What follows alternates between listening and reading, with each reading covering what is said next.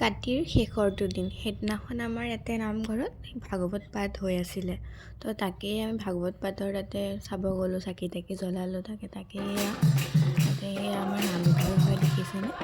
আমাৰ ইয়াতে নাম চাম হৈ আছিলে। তাৰপিছতে এজন বাপ আহিছিলে, মানে দেও এজন আহিছিলে। তেখেতে ইমান সুন্দৰকৈ গাইছে মানে কি ক'ম আৰু শুনকচোন।